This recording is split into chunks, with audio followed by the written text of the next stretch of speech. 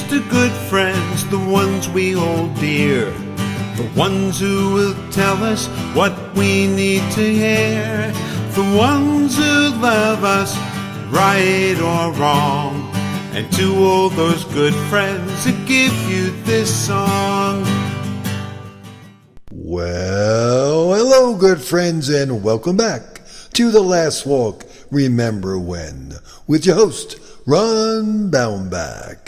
We're going back in time again to the fun times. So get up, get off your easy chair, walk over to your fridge, open up that icebox, reach way in the side door pocket, and find a bottle of Dr. Brown's cream soda.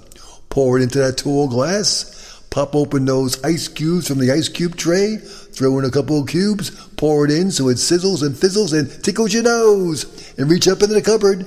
Get a Clark's bar. Sit back in your easy chair. Turn on your lava lamp. It's storytelling time. Get ready. The Last Walk is back. Life is too short. We get only one turn. With luck we find beauty, but we sometimes get burned. But if you've had a true friend, or perhaps love, you've experienced a piece of heaven above. The year was 1961, a year of a lot of fun. A lot of things happened that year. When I think back to my 12th year on this planet, I recall one thing in particular, the year of Mandel and Maris, going for 61 as they try to beat the old Babe Ruth record of 60 home runs in a year. My hero, Mickey Mantle, almost did it, but he got hurt at the end, like he always did almost every year, and ended with, I believe, 54. And Roger went on, and the last day of the season, or if Tracy Stoward, got number 61. 2 balls, no strikes on Roger Maris.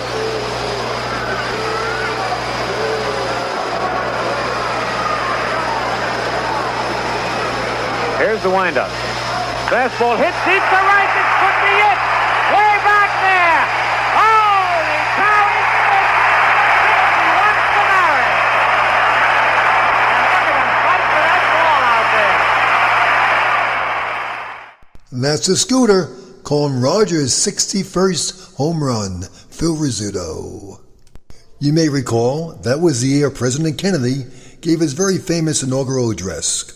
And so, my fellow Americans, ask not what your country can do for you, ask what you can do for your country. And we went off on the space race because a guy named Yuri Gagarin became the first human in space, a Russian. Alan Shepard then jumped up there, made the first U.S. space flight.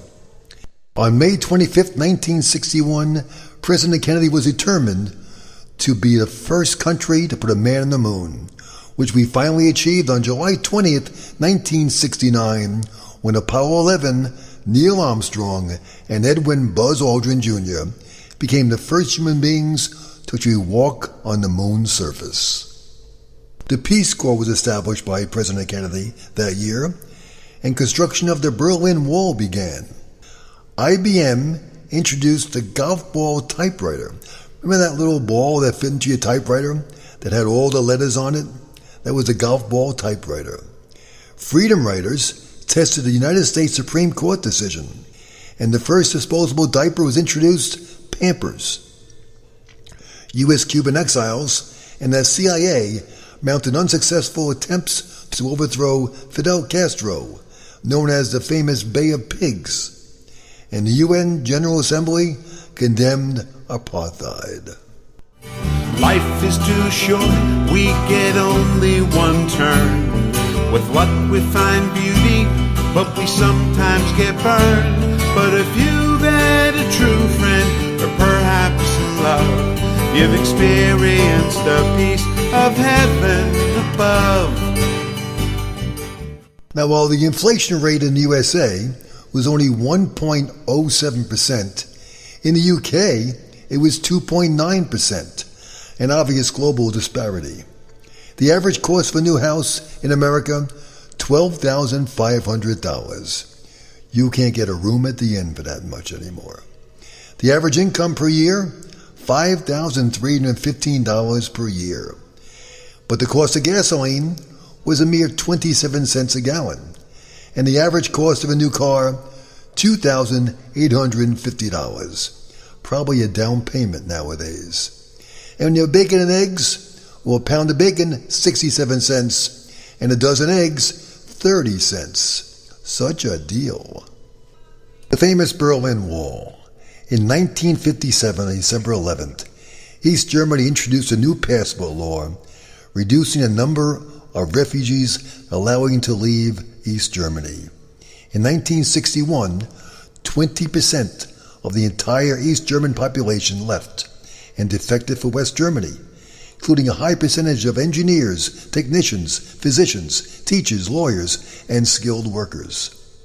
In August 1961, August 13th, the German Democratic Republic, GDR, East Germany, closed the border with West Germany and started to install barbed wire entanglements and fences. On August 17th, the first concrete elements and large blocks were put in place to create what we called the Berlin Wall. From 61 to 75, the concrete wall became 87 miles long, separating East and West Germany. There were 9 border crossings, with the most famous one being Checkpoint Charlie, at the corner of Friedrichstraße and Zimmerstraße, which was restricted to Allied personnel and foreigners. And finally, in 1989, on October 3rd, the famous saying from Ronald Reagan, General Secretary Gorbachev, if you seek peace, if you seek prosperity for the Soviet Union and Eastern Europe, if you seek liberalization, come here to this gate. Mr. Gorbachev, open this gate.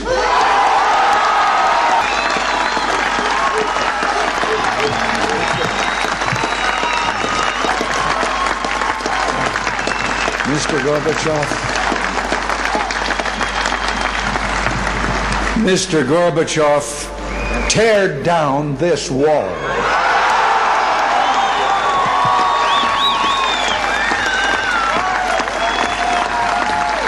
And it opened up for the first time in years. What are your memories of that time? It was a great year, 1961, but also a tumultuous year, with a lot of concerns over global issues, especially the Cuban crisis, which was appearing to lead us to World War. I remember as a young child being petrified and worried about getting bombed and blown up because of the Cold War. I didn't understand what the Cold War meant. All I knew was my dad built a bomb shelter in our basement. We thought it was a bomb shelter. He stacked food, canned food, drinks, all different kind of requirements that we were told to have in the basement. And he told us that we'd be safe down there for a number of days in case a bomb came. I remember going to school, having drills in classrooms about possible air raids and bomb scares that could have happened in case we were hit by something from overseas. It was a frightening time, the early 60s, late 50s, wondering if we would indeed be under attack. Ironically enough, in 1961, the USA had our first direct military involvement in a place called Vietnam. Globally, there was a major flood in Somalia, with 2 main rivers overflowing their banks, and hundreds and thousands of people were left homeless.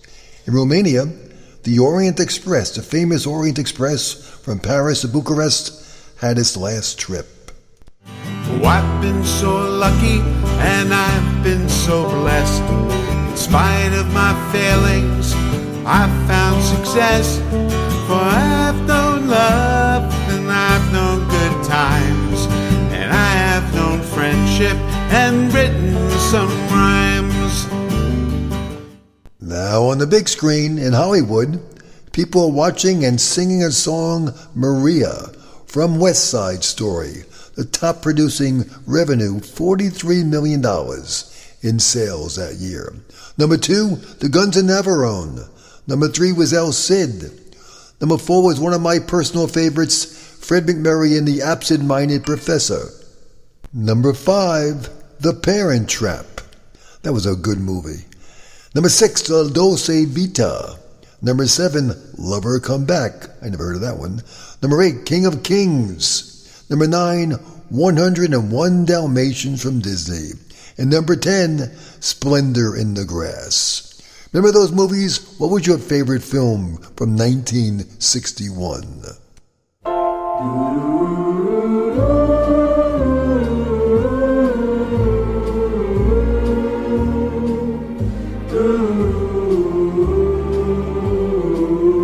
One that stands out for me, that's not in the top 10, but in the top 13, was Breakfast at Tiffany's. And the TV shows that you watched back then: number 10, Candid Camera. Number 9, Dr. Kildare. Number 8, The Danny Thomas Show. Number 7, The Andy Griffith Show. Number 6, The Red Skelton Show. Number 5, Perry Mason. Number 4, Hazel. Number 3, Gunsmoke. Number 2, Bonanza. And the number 1 TV show rated from 1961,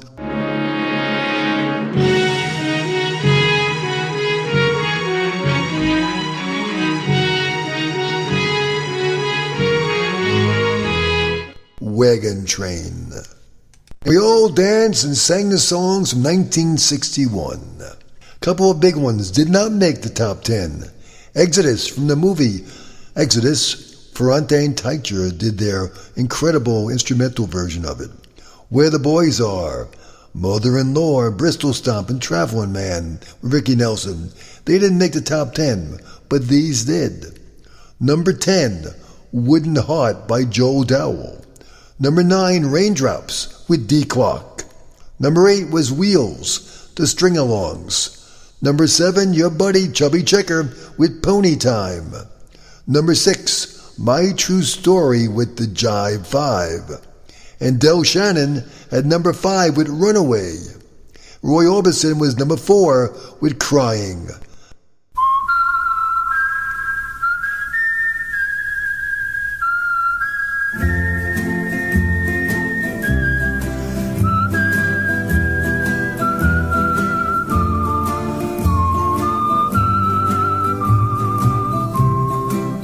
The Highwaymen had Michael in the number 3 spot. I Fall to Pieces, Patsy Cline, was number 2. And the number 1 song from the Hot Songs of 1961 was Bobby Lewis's version of Tossin' and Turnin'. Now, 1961 was also probably the year where I fell in love with baseball. I was always a fan back then from Mickey Mantle, my hero, as was many kids all over the country. Everyone loved the Mick. Everyone saw him every year in the All-Star Game and in the World Series, because the Yankees always seemed to appear in the World Series. Everyone nationwide saw Mickey Mantle, number 7. The guy was incredible. Everyone loved the Mick.